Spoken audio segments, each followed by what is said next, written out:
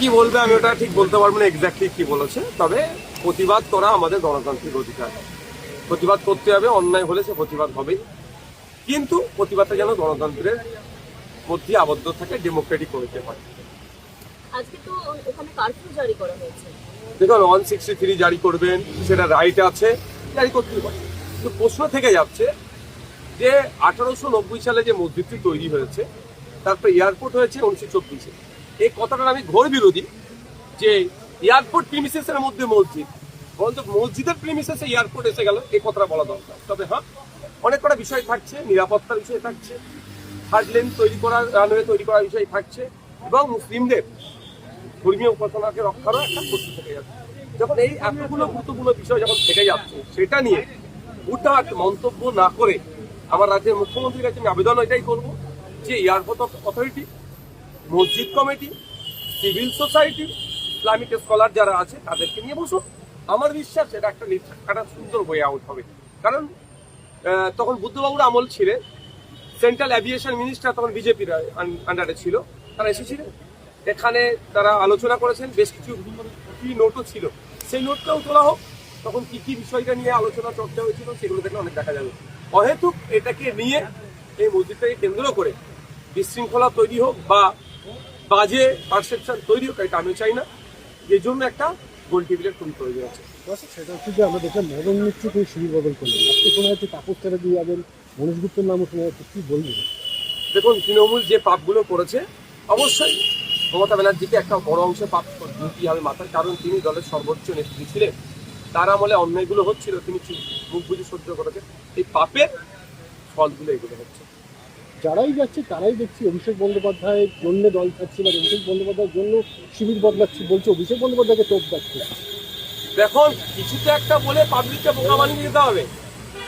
এতদিন অভিষেক বাবু AB AB করে লাপালাপি করছিলেন, এখন কি হলো?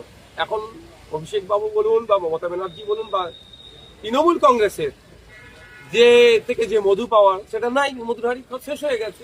এখন অন্য কোনো শিবিরের নাম লিখাতে হবে মধু খাওয়ার জন্য। শুধুমাত্র কি শিবির বদল, নাকি এর পিছনে রাজনৈতিক চাপ বা ইডিসিবিআই এর ডাক সবকিছু রয়েছে? দেখুন, এগুলোতে থেকেই যাচ্ছে। কেউ কিছু অন্যায় করে বসে আছে বা আগামী দিনে কারোর যে লক্ষ্য আছে সেগুলো হয়তো পূরণ করবে। ব্যক্তি স্বার্থ চরিতার্থের জন্য এই কাজগুলো করছে। তবে এতটুকু বলবো, যারাই শিবির বদলাচ্ছে তারা তাদের লোকাল এলাকায় যাচ্ছে না কেন? যারা ভোট দিয়ে নির্বাচিত করেছেন তারাও একটু তাদেরকে দেখতে চাইছে, যাচ্ছে না কেন?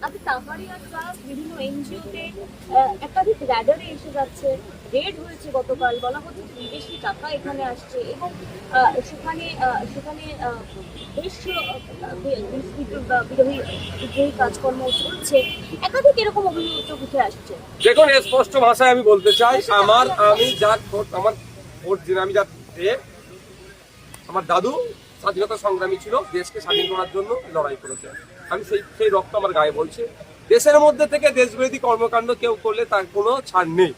কিন্তু দুর্ভাগ্য, পূর্বে অনেক ধরনের অভিযোগ অনেক জায়গায় এসেছে, শুধু মিডিয়া ট্রায়াল চলেছে, বাস্তবে দেখেছি নীল।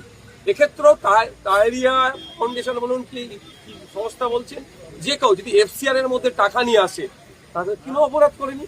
হ্যাঁ, এফসিআর এর সময় এখন যে বর্তমানে কেন্দ্র সরকার চলছে, প্রচুর লোকের এফসিআর বাতিল করে দিয়েছে।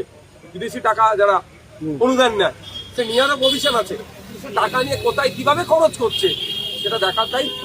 তদন্ত যদি অন্যায় করে থাকে, একটাও না ছাড় পাই, তবে হ্যাঁ, আমার অনুরোধ এটাই, উইদিন 6 মান্থ তদন্ত প্রক্রিয়া শেষ হোক। তাহলে ইডি, সিবিআই, এনআইএ সব নিচ্ছে, তদন্ত কচ্ছপের গতিতে চললে হবে না। উইদিন 6 মান্থ অন্যায় করলে রাস্তায় ফাঁসি দাঁড়িয়ে যাবে, এমন দৃষ্টান্ত তৈরি করতে হবে, দেশে থেকে দেশের গাদ্দারি কেউ করার সাহস পাবে না।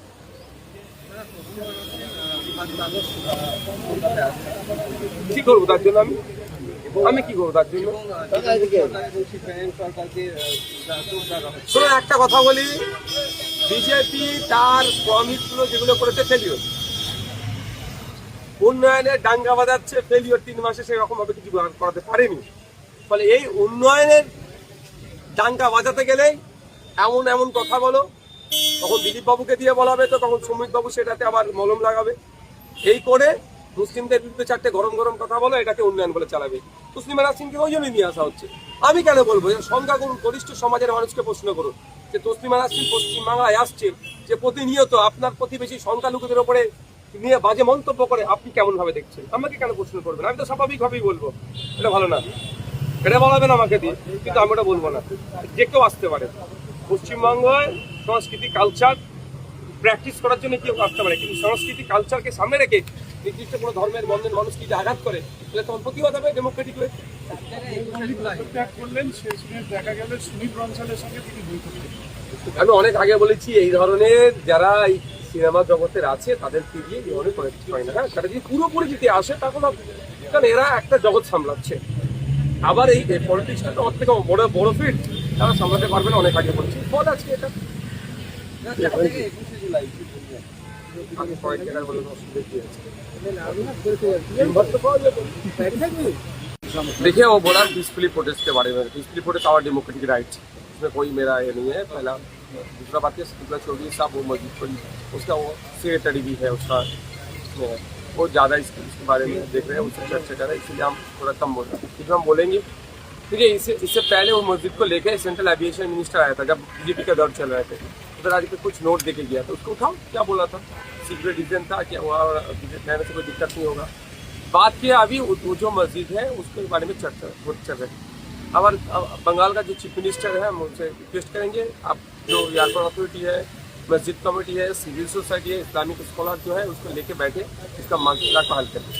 1 मार्च बीजेपी ने तस्लीमा नसरीन को लिया है।